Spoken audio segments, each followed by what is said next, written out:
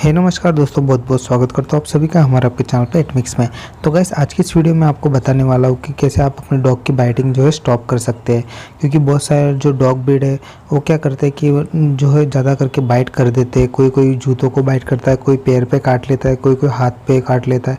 तो ऐसे में आपको इंजेक्शन लेने की ज़रूरत पड़ेगी या नहीं पड़ेगी, या फिर वो डॉग जो बाइट करता है क्यों करता है, उसके रीज़न क्या है।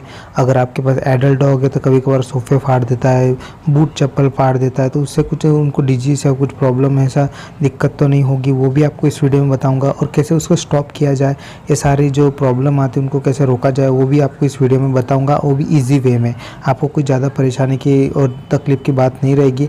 आप आसानी से उनका जो बाइटिंग है जो है स्टॉप करवा सकते हैं।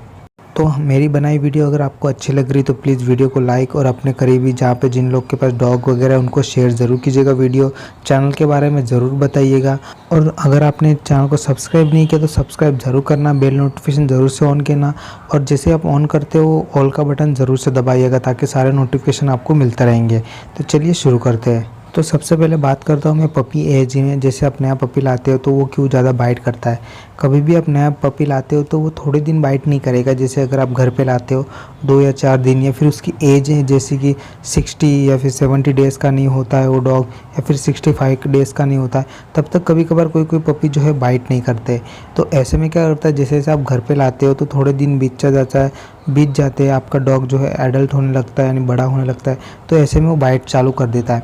तो इसके पीछे बहुत सारे रीज़न है। सबसे पहला जो बड़ा रीज़न है वो है कि उसके दांत जो है पपी के नए आने लगते हैं। और शुरुआत के टाइम में 2 आएंगे, फिर 4 आएंगे, फिर पीछे के आएंगे। तो ऐसे करते करते उसके दांत आते हैं तो दांत में खुजली होती है, और कभी कभार उसके दांत को जो है दर्द भी करता है। तो ऐसे में वो क्या करता है, उसको दांत में दर्द होता है या फिर खुजली आती है तो वो घर की चीज़ें चबाता है। जैसे कि कभी कभार देखा आपने लकड़ा होगा और टेबल रखा होगा तो वो चबाएगा, या फिर कभी कभार अगर आप खेलते उसके साथ तो बॉल वगैरह हो तो वो भी चबा देगा, या तो फिर अगर आपका हाथ वगैरह बाई चांस उसको आ जाता है तो वो काट लेता है। तो अगर वो बाइटिंग के या फिर जैसे डॉग काटते उस तरह से नहीं होता, उसका इंटेंशन ऐसा होता है कि उसकी जो खुजली है वो मिट जाए, और वो या फिर दर्द होता है वो मिट जाए और वो उसको अच्छा लगे।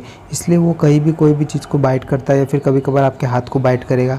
वो बाइट ऐसा करेगा देखिए, आपको आपके जो बाइट किया वो आपको लगेगा नहीं, बट उसको खुजली आती है, उसके कारण वो ऐसी सारी चीज़ें करता है। तो इसमें क्या हो जाता है कि एक बड़ी गड़बड़ ये हो जाती है कि अगर उसने बाई चांस आपको काट लिया, या फिर आप क्या करते हैं, आप डर के कारण उसके मुंह से अगर हाथ हटाओगे तो उसके दांत जो है होते नुकीले होते, नए नए होते। तो ऐसे में उसको खरोच आपको लग सकती है, आपके उंगली पे, आपके मुंह पे, या फिर पाँव पे पकड़ा तो पाँव पे। डॉग कभी भी आपको बाइट नहीं करेगा, ये ध्यान रखना कि नया नया पपी होता है कभी भी आपको बाइट नहीं करेगा।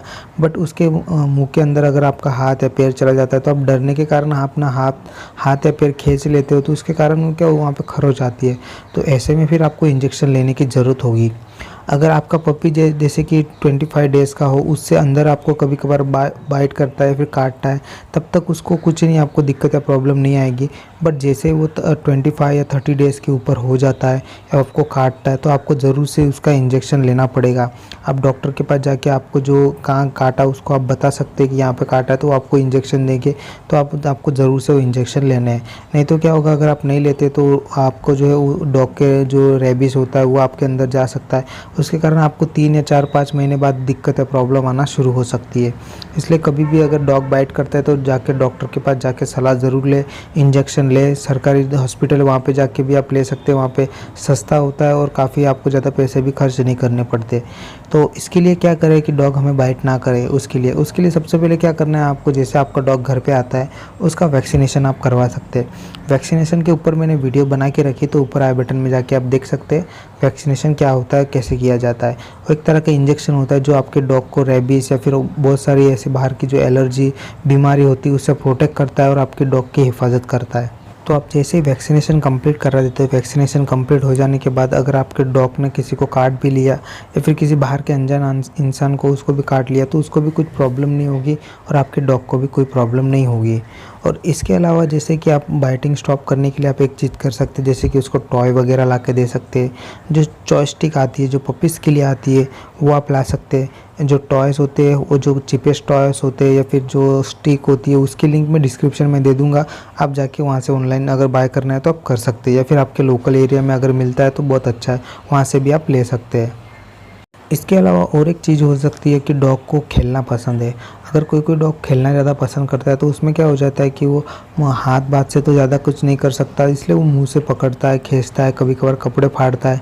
तो ऐसे में वो कि खेलने की कोशिश कर सकता है आपके साथ, बट आपको ध्यान से रखना है कि उसको ज़्यादा बाइट ना करे आपको। अगर आपके घर में छोटे बच्चे हैं तो उनसे थोड़ी दिन के लिए दूर रखिएगा, जब तक आपका डॉग थोड़ा बड़ा हो जाता है, उसका वैक्सीनेशन कंप्लीट नहीं हो जाता तब तक। फिर सेफ़ रहेगा आपके लिए, फिर आपके घर के परिवार के लिए। एक बार उसका वैक्सीनेशन कंप्लीट हो जाता है फिर कोई दिक्कत या प्रॉब्लम नहीं आती। तो अब बात करते हैं बड़े डॉग, जो एडल्ट डॉग होते हैं वो कभी कभार के आपने देखा होगा कि जूते वगैरह खा लेते हैं, या फिर पपीज़ होते हैं वो भी जूते खा लेते हैं। तो उसके साइड इफ़ेक्ट क्या हो सकते हैं, जूते हो गए या फिर कोई गंदी चीज़ें या फिर बाहर के पत्थर वगैरह। तो उसमें सबसे पहला क्या होता है कि उनका स्टमक है वो गड़बड़ा जाता है, उसके कारण उनको डिजीज़ या वॉमिटिंग होना चालू हो जाती है।